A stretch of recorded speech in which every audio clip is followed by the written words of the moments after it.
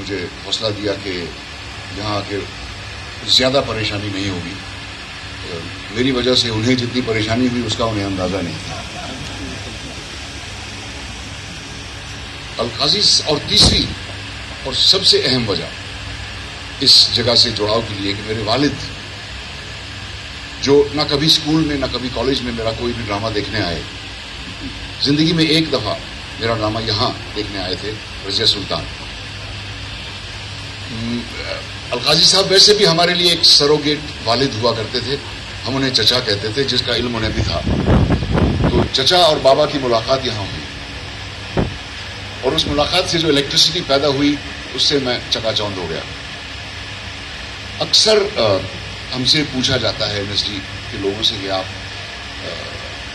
القاضی صاحب کے بارے میں آپ کیا محسوس کرتے ہیں, اور کیونکہ میڈیا کے بہت سارے بھائی بہن آج موجود ہیں اور وہ ہمیشہ جاننا چاہتے ہیں کہ آپ کو کیسا لگا, تو میں بتا ہی دیتا ہوں کہ کیسا لگا. ہم القاضی صاحب ربندر بھون میں ڈرامہ اسکول تھا ان دنوں, ایک ہی کوریڈور میں, جہاں پہلا دروازہ تھا القاضی صاحب کا جس میں ایک چھوٹی سی کھڑکی تھی. جتنے اسٹوڈنٹ جتنی بار اس دروازے سے گزرتے تھے اس کھڑکی میں سے جھانک کے ضرور دیکھتے تھے کہ چچا کر کیا رہے ہیں. یہاں تک کہ جب چچا نہیں ہوتے تھے تب بھی میں نے اپنے آپ کو جھانکتے ہوئے پایا اس کھڑکی میں. وی ور کمپلیٹلی obsessed with him. اور ہماری کیا فیلنگ تھی اس ان کے بارے میں یہ بھی کوئی راز نہیں ہے. ہمیں سخت چڑ ہوتی تھی ان سے. چڑ اس لیے ہوتی تھی کہ وہ صبح صبح ہاسٹل میں آ کے ہمیں کھدیڑتے تھے بستر سے کلاس میں جانے کے لیے. چڑ اس لیے ہوتی تھی کہ وہ ایک امپاسبل سطر کے سٹینڈرڈز ان کے تھے. چڑ اس لیے ہوتی تھی کہ وہ خود ایک مثال تھے, جہاں تک پہنچنا ہمیں ناممکن لگتا تھا. اور سخت چڑ اس لیے ہوتی تھی کہ ہمیں اپنے پوٹینشیل تک پہنچنے کے لیے وہ اکساتے رہتے تھے, ہماری مدد کرتے رہتے تھے, کبھی لات مار کے, کبھی اچکار کے, کبھی محبت سے, کبھی سختی کے ساتھ.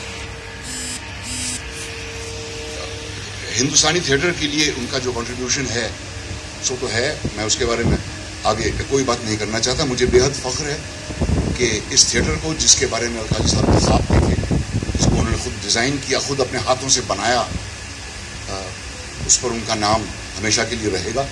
اور مجھے بے حد فخر ہے اس بات کا کہ مجھے بلایا گیا ہے اس یہاں پر پہلا پرفارمنس کرنے کے لیے. میں القاضی صاحب the definition of a remarkable man, یہ میں ہندی میں نہیں کہہ سکتا, معاف کیجیے گا انگریزی میں ہی کہنا پڑے گا. The definition of a remarkable man is one who has more than you and only wants to share it. And I have to say کہ القاضی صاحب was one of the most remarkable man I have ever met in my life. میں یہاں ان کی یاد میں, ان کی عزت کرنے, ان کے قدموں میں اپنے عقیدے کے پھول چڑھانے آیا ہوں. جو احسان ہے ان کے مجھ پر وہ میں کبھی دوہرا نہیں سکتا, اور جو قرض ہے ان کا مجھ پر وہ میں کبھی اتار نہیں سکتا. آپ سب کا بہت بہت شکریہ.